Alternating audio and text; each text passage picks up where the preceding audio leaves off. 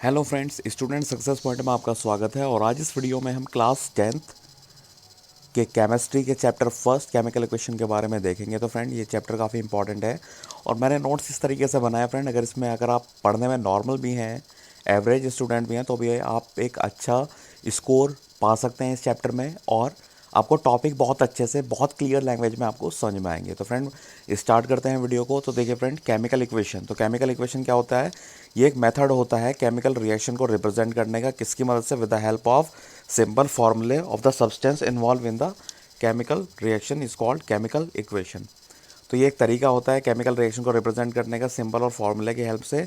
जो जो इसमें सब्सटेंस इन्वॉल्व होते हैं तो उसी को हम क्या बोल देते हैं? Chemical equation. तो आपको ये 5 पॉइंट याद रखना है। पहला है आपका मेथड ऑफ रिप्रेजेंटिंग, दूसरा है केमिकल रिएक्शन, तीसरा है सिंपल फार्मूले, चौथा है सब्सटेंस इन्वॉल्व, और लास्ट है आपका केमिकल इक्वेशन, जो कि जिसके बारे में आप पढ़ ही रहे हो। तो अब इसकी डेफिनेशन देख लेते हैं फ्रेंड। तो डेफिनेशन क्या है? The method of representing a chemical reaction with the help of symbol and formulae of the substance involved in it is known as chemical equation। तो यही आपकी केमिकल इक्वेशन होती है। यानी कि ये एक तरीका होता है केमिकल रिएक्शन को रिप्रेजेंट करने का, सिंबल और फॉर्मूले की हेल्प से, जो कि सब्सटेंसेस में इन्वॉल्व होते हैं, उसी को हम केमिकल इक्वेशन बोल देते हैं। तो इसका एग्जांपल देख लेते हैं फ्रेंड। तो देखिए फ्रेंड, ये आपके आगे देखिए फ्रेंड, दो सब्सटेंस मैंने लेफ्ट हैंड साइड पर और राइट हैंड साइड पर दो दो सब्सटेंस रखे हुए हैं। तो देखिए फ्रेंड, लेफ्ट हैंड पे आपका जिंक प्लस H2SO4 यानी कि hydrochloric acid, sulphuric acid sorry. और ये जब रिएक्शन करेंगे तो ये आपका ZnSO4 देंगे और साथ में हाइड्रोजन गैस देंगे। तो फ्रेंड देखिए, एक तरफ है रिएक्टेंट और दूसरी तरफ है प्रोडक्ट। तो जब रिएक्शन स्टार्ट होती है तो जिन चीज़ों को मिलाकर रिएक्शन स्टार्ट होती है उनको रिएक्टेंट बोलते हैं, और जो उनसे प्रोडक्ट बनता है उसको हम क्या बोल देते हैं? प्रोडक्ट बोल देते हैं। तो सिंपल है। तो रिएक्टेंट क्या होता है तो उसको देख लेते हैं। The substance which take part in a chemical reaction are called reactant. यानी कि जो सब्सटेंस केमिकल रिएक्शन में पार्ट लेते हैं उनको हम क्या बोल देते हैं? रिएक्टेंट। और प्रोडक्ट किसको बोलते हैं फ्रेंड? ये भी आसान है। The new substance produce as a result of chemical reaction are called product. यानी कि जो न्यू सब्सटेंस बनते हैं केमिकल रिएक्शन से होने से, जो नए सब्सटेंस बनते हैं, प्रोड्यूस होते हैं, उन्हीं को हम प्रोडक्ट बोल देते हैं। अब नेक्स्ट बात आती है तो फ्रेंड, आपको ये दो चीज़ याद रखनी है, रिएक्टेंट और प्रोडक्ट। तो ये आपको याद रखना है, रिएक्टेंट और दूसरा प्रोडक्ट। तो अब देख लेते हैं, इसी से आपकी एक डेफिनेशन निकल कर आती है, बैलेंस केमिकल रिएक्शन। तो बैलेंस केमिकल रिएक्शन क्या है? Equation has equal number of atom of reactant and product. यानी कि जिस इक्वेशन में नंबर ऑफ एटम रिएक्टेंट के और प्रोडक्ट के बराबर होते हैं उसी को हम क्या बोल देते हैं? Balance chemical reaction. ये बहुत सी बार छोटे मोटे एग्जाम जो होते हैं स्कूल्स में उसमें पूछ लिया जाता है, एक नंबर में पूछा जा सकता है आपके बोर्ड में। वैसे बोर्ड में मैं आपको बता दूं फ्रेंड, तो बोर्ड में इसके ऊपर एक 101% एक सवाल ज़रूर आता है। यूपी बोर्ड हो, चाहे CBSE बोर्ड हो, चाहे आपका ICSE बोर्ड हो। तो इसमें आपको फ्रेंड इससे एक बैलेंस, आपको एक रिएक्शन दे दी जाएगी और उसमें बैलेंस करने के लिए बोल दिया जाएगा। तो आपको बैलेंस करना है वो। तो देख लेते हैं बैलेंस केमिकल रिएक्शन क्या होती है डेफिनेशन के फॉर्म में।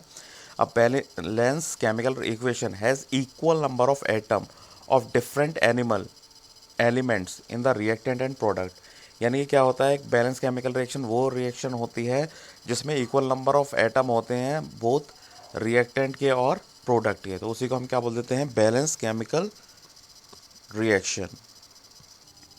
तो फ्रेंड देखिए, जैसे यहाँ पर आपको एक रिएक्शन दी हुई है, एक तरफ देखिए इसमें रिएक्टेंट है जिंक प्लस सल्फ्यूरिक एसिड, ये आपका रिएक्टेंट, और ZnSO4 प्लस हाइड्रोजन, ये आपका क्या है फ्रेंड? ये प्रोडक्ट है। तो अब देखिए फ्रेंड, ये लेफ्ट और राइट हैंड साइड में देखिए इसमें फ्रेंड, तो जिंक के आइटम देखिए दोनों तरफ, यहाँ पर जिंक का आइटम एक है और यहाँ प्रोडक्ट में भी एक है। उसके बाद देखिए यहाँ पर हाइड्रोजन दो हैं, यहाँ पर हाइड्रोजन दो हैं। उसके बाद सल्फ़र एक है यहाँ पर, और यहाँ पर भी सल्फ़र एक है, और यहाँ ऑक्सीजन चार हैं और दूसरी तरफ भी ऑक्सीजन चार हैं। तो ये आपकी बैलेंस केमिकल रिएक्शन हो गई। और उसके बाद फ्रेंड नेक्स्ट देखते हैं आगे, एक्सोथर्मिक और एंडोथर्मिक रिएक्शन क्या होती हैं। तो देखिए फ्रेंड, एक्सो का मतलब होता है बाहर, यानी कि आउट, बाहर निकलना, और थर्मिक का मतलब होता है हीट से, यानी कि ऊष्मा या गर्मी से। तो those reaction in which heat is evolve are known as exothermic reaction. यानी कि ऐसी कोई केमिकल रिएक्शन जिससे कि हीट बाहर निकलती है उसको हम क्या बोल देते हैं? Exothermic reaction. बहुत आसान है, जैसे बर्निंग ऑफ फ्यूल, किसी ईंधन को जलाना। तो देखिए फ्रेंड, यहाँ पर CH4 यानी कि मीथेन गैस को, अगर आप O2 सपोर्टिव गैस होती है, इसके साथ अगर आप इसको ट्रीट करते हो, रिएक्शन कराते हो, तो इससे आपका कार्बन डाइऑक्साइड मिलती है, वाटर मिलता है और हीट मिलती है। यानी कि जिसके प्रोडक्ट में हीट हो वो आपकी क्या होगी? Exothermic reaction. सेकेंड है इसमें आपका रेस्पिरेशन। तो देखिए रेस्पिरेशन क्या है? C6H12O6 यानी कि ग्लूकोज प्लस ऑक्सीजन। तो इससे आपको क्या प्रोडक्ट मिलता है, कार्बन डाइऑक्साइड मिलती है, वाटर मिलता है और एनर्जी। एनर्जी भी एक तरीके से हीट होती है, तो जो आपके रेस्पिरेशन प्रोसेस होता है वो भी आपका एक एक्सोथर्मिक रिएक्शन होता है। यानी कि सिंपल आपको याद रखना है जिसके प्रोडक्ट में, देखिए यहाँ पर प्रोडक्ट में ये तो आपका CH4 प्लस O2 ये तो हो गया आपका रिएक्टेंट, और CO2 plus H2O plus heat ये हो गया आपका प्रोडक्ट। तो जिसके प्रोडक्ट में हीट हो वो आपका एक्सोथर्मिक रिएक्शन हो जाएगा। अब एक्सोथर्मिक रिएक्शन हो गया। अब नेक्स्ट है आपका एंडोथर्मिक रिएक्शन। एंडो का मतलब होता है अंदर, यानी कि जिसके अंदर से हीट देनी पड़े हमें, या जो हीट को एब्जॉर्ब करे। और थर्मिक का मतलब होता है हीट, यानी कि ऊष्मा या गर्मी। तो यानी कि जिसको रिएक्शन को स्टार्ट करने के लिए हीट की आवश्यकता होती है या जिसको हीट देनी पड़ती हो, वो आपके एंडोथर्मिक रिएक्शन है। तो those reaction in which heat is absorb are known as endothermic reaction. तो ऐसी रिएक्शन जिसके अंदर हीट को एब्जॉर्ब किया जाता है तो वो आपकी क्या होती है, एंडोथर्मिक रिएक्शन। तो इसमें आपको याद रखना है एंडोथर्मिक रिएक्शन में फ्रेंड्स क्या होता है, जो हीट है वो रिएक्टेंट की तरफ आती है। तो यहाँ पर देखिए फ्रेंड, रिएक्टेंट में आपका हीट है, तो इसमें पहले एक रिएक्शन है N2 प्लस O2, ये आपका रिएक्टेंट है, इसमें आपने हीट दी तो आपको 2NO मिला, यानी कि नाइट्रोजन मोनोऑक्साइड। ठीक है। सेकंड आपका हो गया CaCO3 यानी कि कैल्शियम कार्बोनेट, इसमें अगर आप हीट देंगे तो ये आपका CaO यानी कि कैल्शियम ऑक्साइड और कार्बन डाइऑक्साइड देगी। और थर्ड है इसमें आपका फ्रेंड इलेक्ट्रोलाइसिस ऑफ वाटर, यानी कि अगर आप वाटर का इलेक्ट्रोलाइसिस करेंगे तो आपको पहले हीट उसमें देनी पड़ेगी बाय बैटरी या करंट के द्वारा, आपको इसमें हीट देनी पड़ेगी। उसके बाद रिएक्शन होगा और रिएक्शन होने के बाद क्या होगा, हाइड्रोजन अलग हो जाएगी और ऑक्सीजन अलग हो जाएगी। तो ये था फ्रेंड आपका एंडोथर्मिक और एक्सोथर्मिक रिएक्शन। अब फ्रेंड नेक्स्ट आता है topic types of chemical reaction. तो आपको फ्रेंड याद रखना है कि जो टाइप्स ऑफ रिएक्शन है, वैसे तो देखिए 6 टाइप की होती हैं और 7 टाइप की भी होती हैं, बट बेसिकली आपको याद रखना है 5 टाइप के रिएक्शन, क्योंकि जो इसकी 5th कैटेगरी है ऑक्सीडेशन रिएक्शन, रिडक्शन रिएक्शन और रिडॉक्स रिएक्शन, ये आपका एक ही कैटेगरी में माना जाता है। तो देखिए फ्रेंड, इसमें आपको याद रखना है कि टाइप्स ऑफ केमिकल रिएक्शन कितनी होती हैं, 5 प्रकार की। तो पहला है कॉम्बिनेशन रिएक्शन। देखिए कॉम्बाइन का मतलब होता है जोड़ना, आपस में जोड़ना, तो कॉम्बिनेशन रिएक्शन। दूसरा है डिकम्पोजिशन, डिकम्पोजिशन का मतलब होता है टूटना या तोड़ना। ठीक है। और थर्ड है डिस्प्लेसमेंट रिएक्शन, डिस्प्लेस का मतलब क्या होता है, किसी को हटाकर उसकी जगह घेर लेना। ठीक है। और चौथा है डबल डिस्प्लेसमेंट रिएक्शन, जिसमें 2 कंपाउंड क्या होते हैं, आपस में एक्सचेंज हो जाते हैं। और फिफ्थ है आपका ऑक्सीडेशन रिएक्शन। ऑक्सीडेशन रिएक्शन क्या होती है, जिसमें ऑक्सीजन ऐड होती है या हाइड्रोजन रिमूव होती है। और रिडक्शन रिएक्शन क्या होती है, ये ऑक्सीडेशन रिएक्शन का जस्ट अपोजिट होती है, इसमें हाइड्रोजन ऐड होता है और ऑक्सीजन रिमूव होता है। तो ये है फ्रेंड आपका टाइप्स ऑफ रिएक्शन। अब इनको थोड़ा सा डिटेल में देख लेते हैं। तो देखिए फ्रेंड, पहला है आपका कॉम्बिनेशन रिएक्शन। तो कॉम्बिनेशन रिएक्शन में क्या होता है, देखिए कंबाइन का मतलब होता है जोड़ना आपस में। तो रिएक्शन इन विच 2 और more substance combine to form a single substance, यानी कि कोई ऐसी रिएक्शन जिसमें 2 सब्सटेंस आपस में जुड़कर कोई तीसरा आपका सिंगल प्रोडक्ट बनाए या सब्सटेंस बनाए, उसको हम क्या बोल देते हैं, कॉम्बिनेशन रिएक्शन। तो इसकी एक बार डेफिनेशन देख लीजिए, दोज रिएक्शन इन विच 2 और more substance combine to form a single substance are called combination reaction. जैसे Mg, ये अलग सब्सटेंस है, इसमें आपने ऑक्सीजन दिया, ठीक है, तो इन दोनों के जुड़ने से एक रिएक्शन होकर एक थर्ड प्रोडक्ट बना जो कि सिंगल प्रोडक्ट है 2MgO, यानी कि मैग्नीशियम ऑक्साइड। यानी कि आपने मैग्नीशियम के साथ ऑक्सीजन को मिलाया तो इससे थर्ड प्रोडक्ट निकल कर आया जो कि सिंगल प्रोडक्ट है मैग्नीशियम ऑक्साइड। तो ये आपका हो गया कॉम्बिनेशन रिएक्शन। दूसरा देख लीजिए, हाइड्रोजन में जब आप ऑक्सीजन मिलाएंगे तो दोनों को मिलकर क्या बनेगा, आपका थर्ड प्रोडक्ट बनेगा वाटर। तो आपको इसमें याद रखना है फ्रेंड, रिएक्टेंट में 2 प्रोडक्ट होने चाहिए और प्रोडक्ट में सिंगल प्रोडक्ट होना चाहिए। तो ये आपका होगा कॉम्बिनेशन रिएक्शन। अब नेक्स्ट देख लीजिए फ्रेंड, डिकम्पोज रिएक्शन। तो देखिए फ्रेंड, डिकम्पोज का मतलब होता है टूटना, बिखरना या तोड़ना। तो देखिए फ्रेंड, ये रिएक्शन वो रिएक्शन होती है इसमें कंपाउंड स्प्लिट हो जाता है 2 और मोर सिंपलर सब्सटेंस में, तो उसको हम क्या बोल देते हैं, डिकम्पोज रिएक्शन। तो इसकी डेफिनेशन देख लेते हैं, those reaction in which a compound split up into 2 और more single simpler substance are known as decomposition reaction. तो क्या होती है, इसको एक बार फिर से देख लीजिए, वो रिएक्शन जिसमें जो कंपाउंड है वो क्या हो, बिखर जाए या टूट जाए 2 प्रोडक्ट में, सिंपलर सब्सटेंस में, तो उसी को हम क्या बोलेंगे, डिकम्पोज रिएक्शन। तो those reaction in which a compound split up into 2 और more simpler substance are known as decomposition reaction. तो इसका भी एक एग्जांपल देख लेते हैं फ्रेंड। तो फ्रेंड देखिए, डिकम्पोजिशन रिएक्शन को आप ये मान के चलिए कि जो डिकम्पोज रिएक्शन है वो बिल्कुल अपोजिट होती है कॉम्बिनेशन रिएक्शन के। देखिए डिकम्पोज रिएक्शन में क्या होता है कि सपोज करो आपका वाटर है, पानी है, तो पानी का फॉर्मूला क्या होता है, H2O, यानी कि ये आपके दो सब्सटेंस से मिलकर बना हुआ एक सिंगल सब्सटेंस है। जब आप इसको दो हिस्सों में तोड़ देंगे, यानी कि पानी को जब आप तोड़ेंगे तो क्या हो जाएगा, H2 अलग हो जाएगा और ऑक्सीजन अलग हो जाएगा। तो यही आपका क्या हुआ, डिकम्पोजिशन रिएक्शन।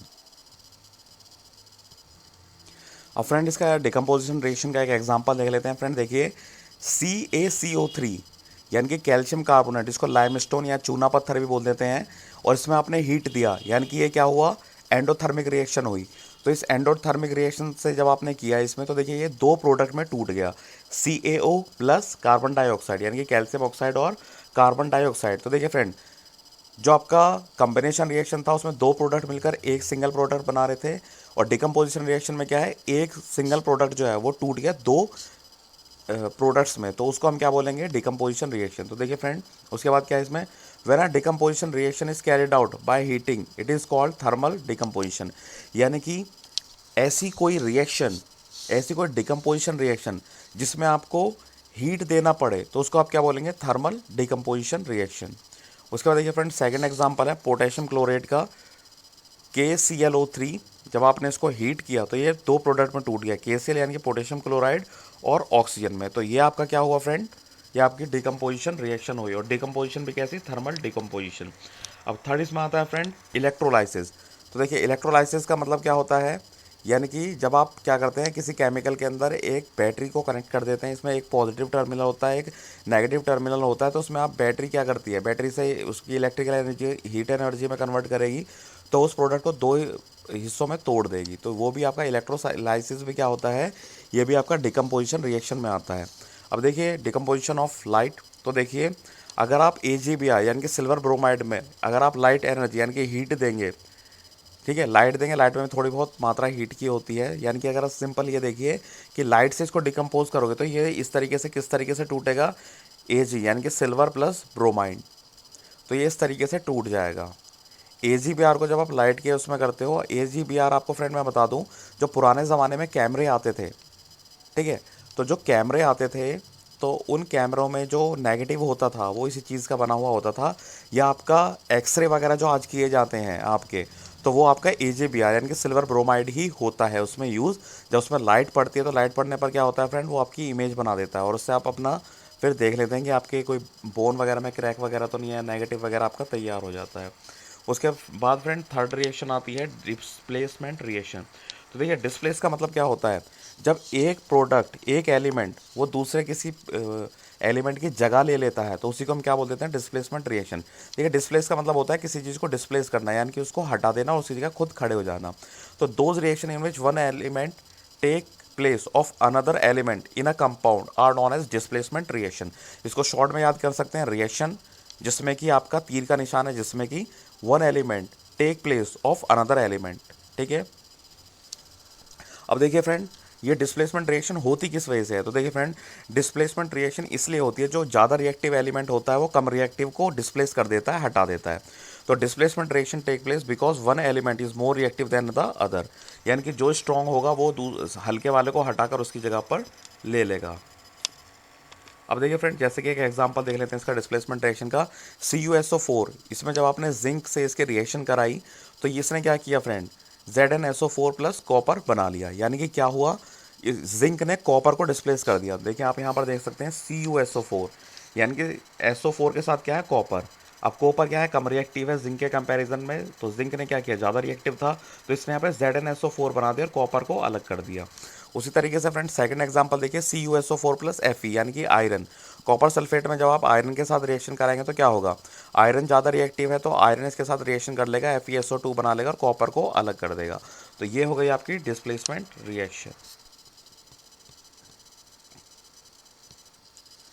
अब फ्रेंड सेकंड आती है डबल डिस्प्लेसमेंट रिएक्शन। तो देखिए फ्रेंड, डबल डिस्प्लेसमेंट रिएक्शन में क्या होता है, इस रिएक्शन में जो दो कंपाउंड होते हैं वो रिएक्ट करते हैं और वो अपने आयंस को एक्सचेंज कर लेते हैं, और उससे क्या होता है, दो नए प्रोडक्ट बनकर तैयार हो जाते हैं, यानी कि दो प्रोडक्ट उसमें बन जाते हैं।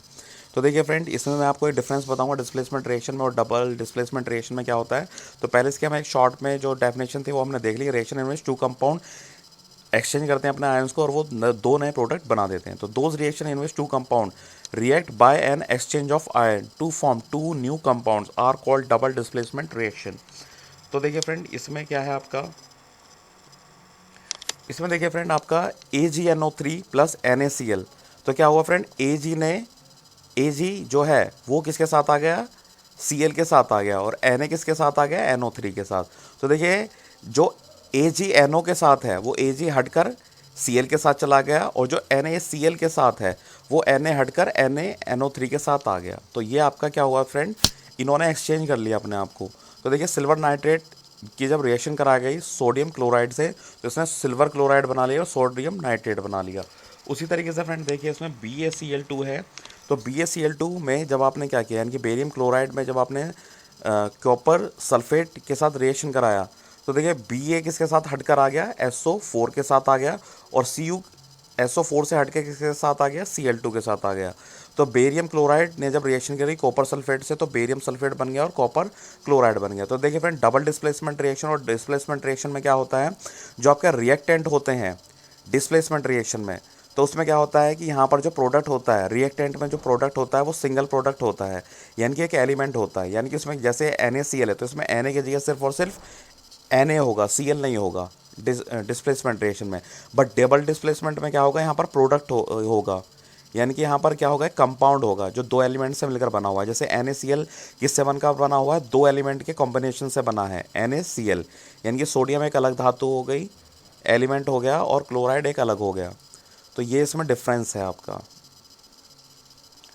उसके बाद देखिए फ्रेंड, जैसे BaCl2 है और यहाँ पे अगर Cu होता खाली, तो ये क्या बना लेता है, Cu Ba को डिस्प्लेस कर देता और Ba अलग हो जाता। लेकिन यहाँ पर आप देखेंगे फ्रेंड, यहाँ पर एक सिंगल एलिमेंट नहीं है, यहाँ पर आपका CuSO4 ये आपका एक कंपाउंड है। उसके बाद आता है फ्रेंड ऑक्सीडेशन रिएक्शन। तो देखिए फ्रेंड, ऑक्सीडेशन रिएक्शन क्या होता है, ऑक्सीडेशन रिएक्शन वो होता है जिसमें या तो ऑक्सीजन ऐड हो रहा हो या हाइड्रोजन रिमूव हो रहा होगा। तो वो आपकी उसी में से कोई भी ऐसी प्रकार की रिएक्शन जिसमें या तो किसी रिएक्शन में ऑक्सीजन ऐड हो रहा हो या किसी रिएक्शन में हाइड्रोजन रिमूव हो रहा हो, तो उसको आप ऑक्सीडेशन रिएक्शन बोलेंगे। तो the addition of oxygen to a substance is called oxidation. जैसे CuO प्लस H2, इसने क्या किया फ्रेंड, यहाँ पर Cu हो गया और दूसरा H2O यानी कि वाटर हो गया। तो ये आपका क्या हो गया फ्रेंड, यहाँ पर देखिए ऑक्सीजन इसमें क्या हुआ, हाइड्रोजन में ऐड हो गया, तो यहाँ पे H2O बना लिया। अब दूसरा देखिए, the removal of hydrogen from a substance is also called oxidation. यानी कि देखिए यहाँ पे H2S यानी कि हाइड्रोजन सल्फाइड है, इसने क्लोरीन के साथ रिएक्शन करी, तो यहाँ पे सल्फर प्लस 2HCl हो गया। यानी कि यहाँ पे आप देखिए फ्रेंड, यहाँ पे आपका रिएक्टेंट में देखिए, यहाँ पर रिएक्टेंट में क्या हो रहा है, H2S।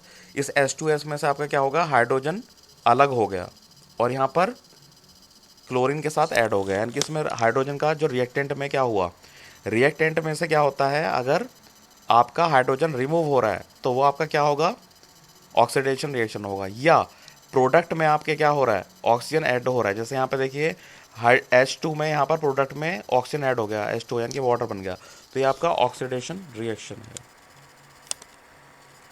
ठीक है फ्रेंड, अब देखिए जैसे ये एग्जांपल दिया हुआ है CuO प्लस H2O, इसने क्या दिया, Cu प्लस H2O। तो देखिए इसमें कॉपर CuO, कॉपर यहाँ पे क्या हुआ फ्रेंड, यहाँ पर कॉपर इसमें से ऑक्सीजन अलग हो गया, तो ये Cu रह गया, और यहाँ पे देखिए H2 इसमें क्या हुआ, ऑक्सीजन मिल गया, तो ये हो गया आपका एडिशन ऑफ ऑक्सीजन। तो ये आपका क्या हुआ, यहाँ पर देखिए H2 में वो ऑक्सीजन मिल गया तो ये वाटर बन गया, और यहाँ पे देखिए कॉपर ऑक्साइड जो है इसमें से ऑक्सीजन हट गया, तो ये आपका कॉपर रह गया। तो ये चीज़ आपका क्या हुआ फ्रेंड, रेडॉक्स रिएक्शन, ये भी रिएक्शन आपका कहलाया जाएगा। तो फ्रेंड देखिए रिडॉक्स रिएक्शन, री का मतलब रिडक्शन और ऑक्स का मतलब ऑक्सीडेशन, इसी को कंबाइन करके बोला जाता है रिडॉक्स रिएक्शन।